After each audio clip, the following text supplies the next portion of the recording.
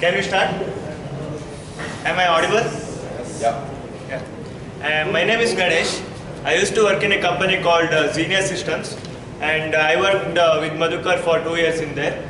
And from last 6 months, I am working with Madhukar again in Data Mantra. And today I am going to talk about one case study which we worked on for some US client. And I think most of the times now all the companies which are using the big data is startups. So this company which we are talking about is also a big data company. They are working on some telecom data, and what we built is a tool for big data analysis. So can we move on? So agenda is, first I am going to discuss about the problem statement, then what's the problem has to do with the business, that we will see, and I will discuss about why we use Spark, then and we use REST in that. I will discuss about why we chose to use REST, then we will discuss about some of the APIs which we designed for that company. So the problem statement is, build a generic solution which can be used to do transformation on data and then analyze it to get useful result out of it. So this is what the most of the companies are trying to do, but the concentration is on generic solution. It's not concentrated on any of the particular problem, but this is to solve the problems in general. That is, once the data is there, you can do the transformation, series of transformation, and you can use the you can analyze the data, and then you can get some result out of it, which is useful for company. So what is the business view? So you all know that this is an era of big data. That's why we are all here. We discussed about Spark all these days, and today we discussed about Flink. And there is data every day. Lot of data is generating from social media or from the retail business, which has to be and all the startups are nowadays concentrating on storing that data and analyzing it and doing something about the data. So it's for the last few years back, maybe 10 years back, it was not that only big companies are used to do this analysis like Google or something. But nowadays, all the startups, for all the startup companies also, big data is a must, because the data is so much that if they try to do it in the later stage, it will be huge that they won't be able to do it properly. So all the companies are concentrating on this big data, and as we discussed in the first session, there exists many frameworks in big data, but we need a tool which will leverage most of them and can solve problem easily. As you said, there is many big data frameworks like Hadoop, Spark, Hive, Pig, etc. But we need a tool which will be useful, where it uses some of this framework, and it will use the most of the features of those tools and can solve the problem. And so if there is a general solution or tool which can be, so if we build any tools in such a way, then it will be a big plus in market, because all the big companies are looking at the same problem now. And why we use Spark? There are many big data frameworks which can be used for analysis of data, but we chose to use Spark. And we already discussed from last few meetups that what are the advantages of Spark, and some of them are I have listed here. That is capability to handle multiple data source. What is this?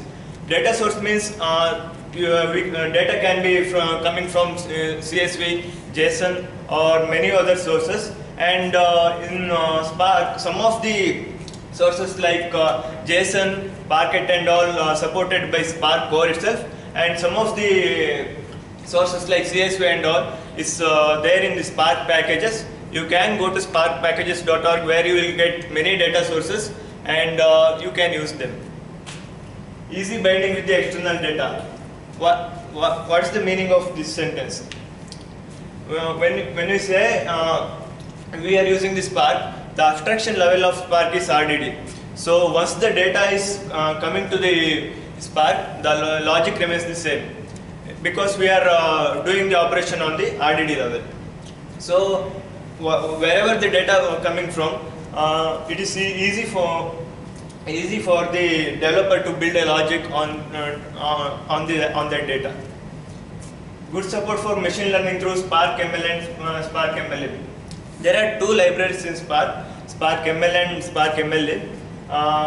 We are using Spark ML actually for this project, and I will come to that point later, that why we use Spark ML. And to give the API, we thought we will provide them a REST API because of these reasons. REST API minimize the coupling between client and server. Client does not need to know about anything about in which framework the server is implemented or in which language the server is implemented, because client sits in somewhere else, and client just call the REST API, and whatever the server is implemented, it does not matter to client.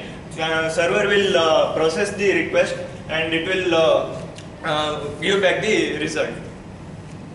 Different clients can use the REST API to interact with the tool. Here the different clients means there are many JavaScript libraries like AngularJS, Reactive.js, etc. all support REST API. So any of them can use this whatever the API we are providing and do the work. Used Akka HTTP for REST service. Why we used Akka HTTP, I will tell. Next. It is an Akka HTTP is an actor-based toolkit for interacting with web services and clients.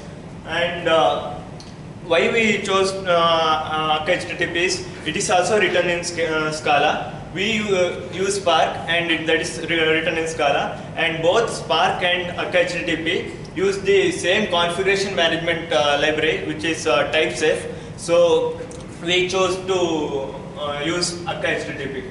It is an actor and future based system. Do anybody work with the actor system? What is an actor system? Message passing system. Yeah, it is a concurrency system. And future based system is some data structure which is used to get the result out of that concurrent system. Excuse me. Yeah. Akka HTTP is the same thing with Spray, I think. Yeah, It's the it's same. same. So you're using Spray server for your... Yes. REST server interaction. So this is the how the interaction goes.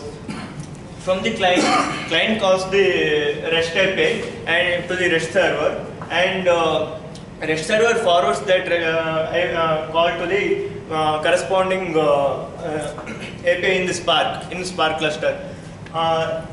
Spark cluster doesn't know from where the request is coming, from which client the request is coming. It will just send back the result to REST service, which will be forwarded to the client. REST server design. We had two options, like going with the Spark job server or writing our own, and we end up writing our own REST server because we will have more control over the REST server as we need. Once the REST server is, what we are doing is, once the REST server is started, Spark, we will create a Spark context, and all the configuration is about the Spark is sent to the context using type safe configuration. So same context is used for all the operation. So till the REST server is up, same context is used for all the operation. Next. So now I will come to some of the APIs which we provided, like loading from different sources. We support load API, where different sources like CSV data source, JSON data source, Parquet, and XML data source are supported. Here, CSV and XML is not supported by Spark Core itself, but JSON and Parquet are supported by Spark Core. And for CSV we use one of the Spark packages, and XML data source we wrote our own, because our XML data had many nested XML structure, so we thought it would be better if we write our own. And some of the different sources are MongoDB.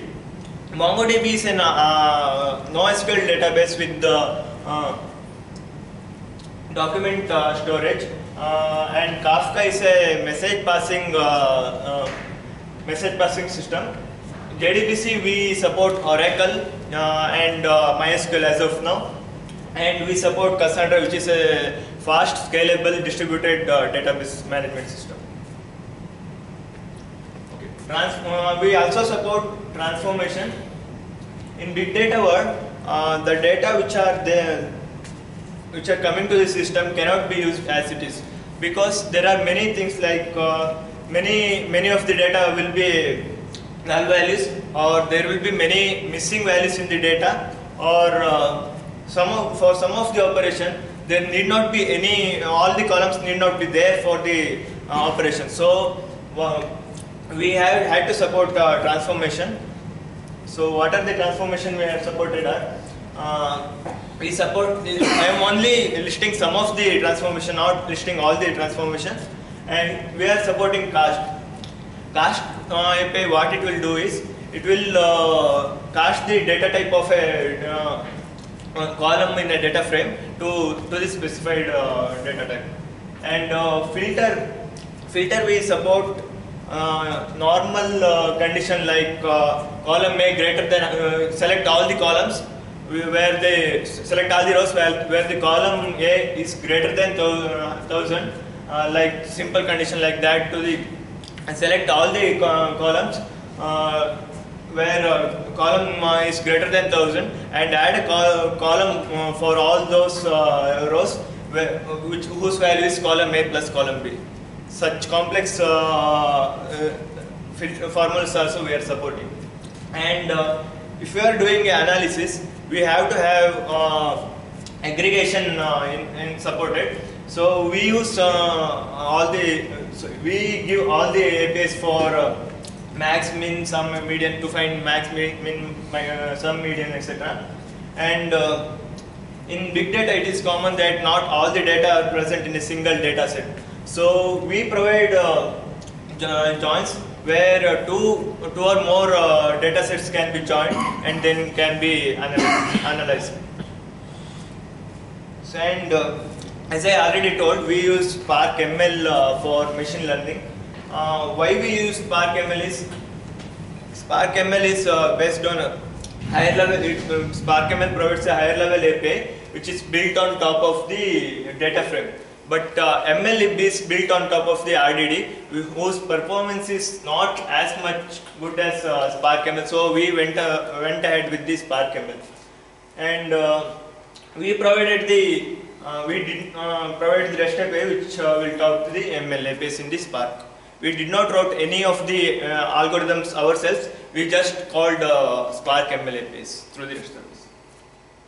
Some of the ML APIs we provided are linear regression, decision tree, both decision tree regressor and decision tree classifier, and we supported ridge regression, k-means, and etc. So what are the challenges in machine learning? In the beginning, when I started machine learning, I thought it would be easy because the number of lines for machine learning are very less.